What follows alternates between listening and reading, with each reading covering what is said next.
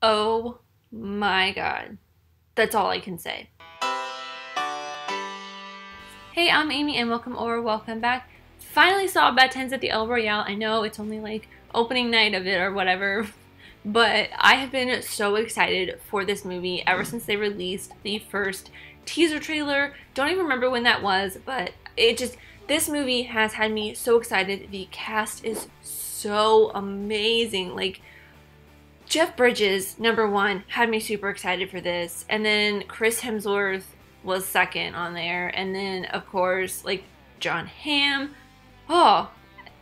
And I'm not a Dakota Johnson fan per se because I haven't really seen her in anything. But in this, she does such a great job. It's a little bit more of a subdued performance, but it's still really great. It shows that she is more than 50 Shades of Grey. So I'm going to try my best to get through this review without spoiling anything, so that means it will probably be a little bit short.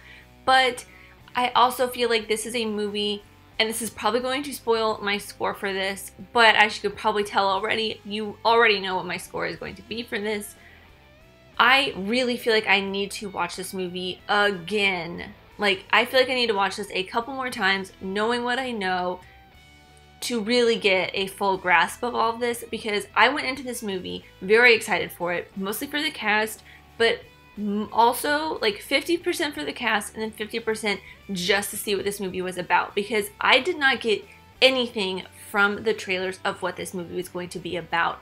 And I think that is what made me the most excited for this movie. This is one movie that in a long time, no matter, actually, I think the first movie in probably forever where I have watched the trailer and not known anything about what was going to happen walking into the theater. And I absolutely loved it. It was written and directed and produced by Drew Goddard, who wrote some of my favorite episodes of Lost. He also wrote and directed Cabin in the Woods, which I will be watching for the first time for my 1001 challenge video in a couple weeks. Really excited for that because everyone says it is right up my alley, and if this movie is any indication, plus all of the episodes of Lost that I have seen that Drew Goddard has written, I know I will like that movie. We're not talking about Cabin in the Woods here. We're talking about Bad Times at the El Royale. To really start this off, as much as I can talk about, I guess, not only is it a very good movie, it's very intense. The tension is just built up so well. It is beautifully shot. The cinematography is amazing. The way that they do some of the shots is just brilliant. They have things in focus, like one person in focus while a person in the background is way out of focus and they're the ones talking, but you just feel and see the emotion on the person who is in focus's face. And it's just, it makes it so moving and so powerful. Oh, it's like, there's heart-wrenching scenes, there's very comedic scenes in here because, of course, it is written by Drew Goddard and he does do a lot of comedic stuff. Well, I have heard, because Lost is not super comedic, it's a very more dramatic, but he also directed the pilot episode of The Good Place, which is one of my favorite comedies on air currently. So that, I can see that this movie was actually it was a lot more funny than I thought it was going to be. I thought it was going to be more of a like thriller kind of thing, but it was way more than that. It was a mystery. It was a little bit of a heist movie. If that kind of spoils a little bit of it, but it was also just this hilarious movie. It's also a movie about friendship and kind of becoming the better you. There is a kind of a, oh man, I don't know how to get through this without giving you any spoilers, because I feel like the best way to experience this is without any knowledge of the movie whatsoever. Just whatever you have learned from the trailer, whatever you know from the trailer, I feel like that is how you should go into this. So don't watch my review, maybe, I guess, I don't know.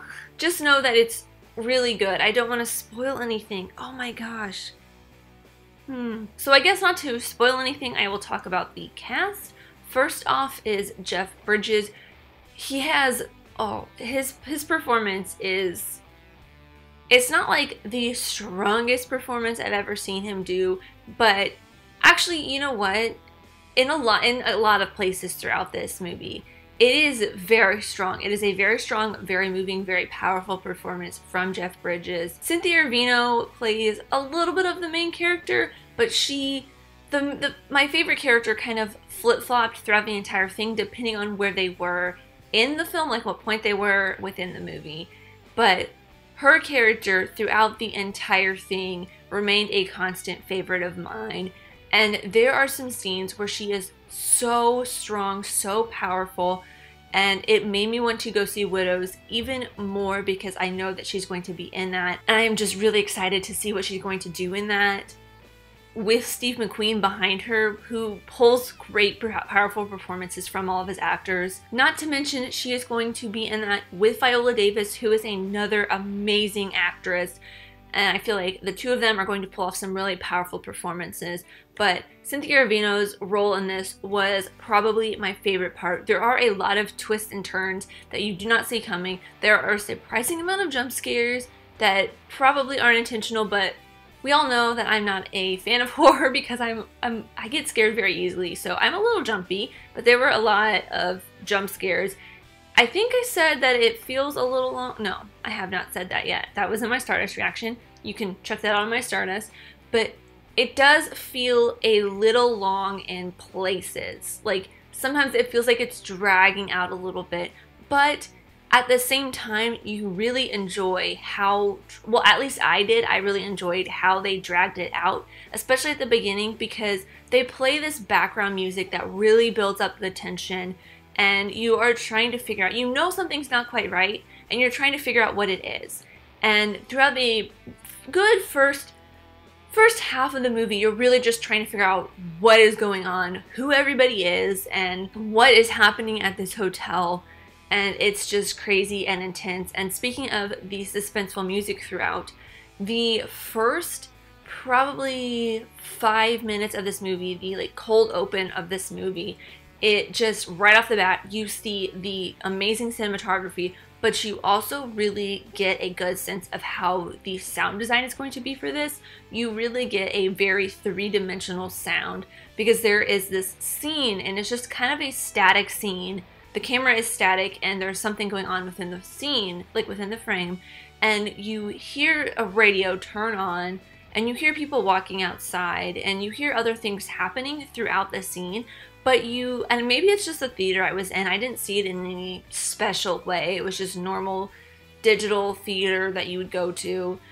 But you feel the way they did the sound design on this, you feel the surround sound. The radio is definitely over here. You can hear somebody walking from here to here. You hear the sound moving throughout. So it's just so beautifully well done.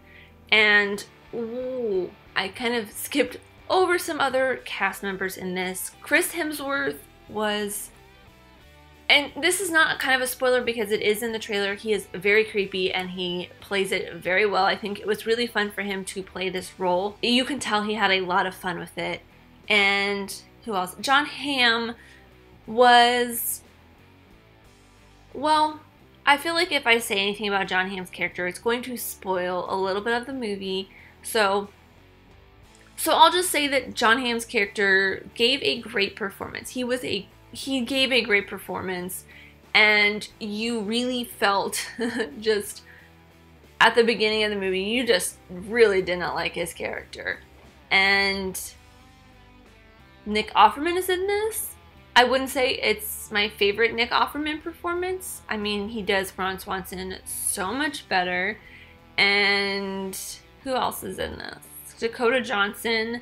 She did, I think I said this earlier, she did really well, but I haven't honestly seen her in anything else but this. I feel like maybe I may have seen her in something else and just didn't realize it was her, but I really only know her from the 50 Shades of Grey movies, and to me, I kind of associate her with Kristen Stewart because 50 Shades of Grey is a ripoff. It's like a fan fiction of the Twilight series, so it just, I kind of associate the two of them together, and I'm not a huge Kristen Stewart fan, so, but I'm willing to see what Dakota Johnson has to prove, and she proved a lot in this because she does play her role very, very well. If not, it's not as powerful as Cynthia Erivo or Jeff Bridges' roles, or even Chris Hemsworth, because Chris Hemsworth, you could just feel that he was 110% into this role. I will be reserving judgment. I probably won't be seeing Suspiria, even though Dakota Johnson's in that. It just does not look like my kind of movie, but I am willing to see her in other things to kind of build up her cred, acting cred to me, I guess. And I feel like I am jumping a little bit around here, but I'm kind of just looking at my notes and picking whatever comes to mind that I can read.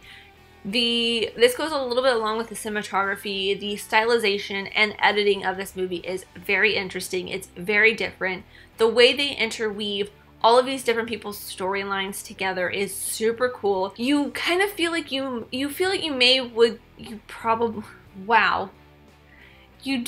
a little bit like you would get confused with all of these different storylines intersecting, but at the same time, you don't. You really do kind of get individual storylines for each person, and it's told in a very creative and interesting way that keeps you interested and kind of in line with the movie. I know the guy next to me kept like sitting up and getting to the edge of his seat through the entire thing, mostly because of the way that they build the tension throughout this movie. It's done very, very well. Not just at the beginning, but throughout a lot of this movie. The tension just builds and you are waiting for the next big moment to happen, just like some kind of jump scare or something. You don't know what's going to happen next. And I mentioned at the beginning of this video that it's a movie that I really need to rewatch again. Mostly to find little pieces that I missed before, but also because there might have been a little subtext that I really missed out on, because I was trying to really figure out more what the movie was about initially, that I missed little pieces, especially because there is this little bit of religious undertone since Jeff Bridges' character is a priest, although in the trailer they do spoil that he is not a priest, but there is this like religious undertone throughout for different reasons, and I want to watch it again just to kind of figure out what that is. It's kind of bothering me that I could not figure it out, and I do need to watch this movie again. So I think with all of that said, I will just give you guys my rating, my rewatch score for this. As you can probably already guess, is going to be an collection. I will be adding this to my collection as soon as possible. It is so good. It's so much fun. It's so crazy. It's intense. I wouldn't say it's my favorite movie of the year, but I think it is tied for different reasons with A Star is Born. I absolutely loved both A Star is Born and Bad Times at the El Royale, but I don't necessarily think I would watch A Star is Born as much as I would rewatch this, because A Star is Born is just a nice movie to kind of watch when you're feeling a little down and you want to have a good cry or something. And this one is one when you want to just sit and try to think, but also watch a little bit of violence. Because I didn't mention this earlier, this movie is very, very violent. Very violent. There's a lot of blood.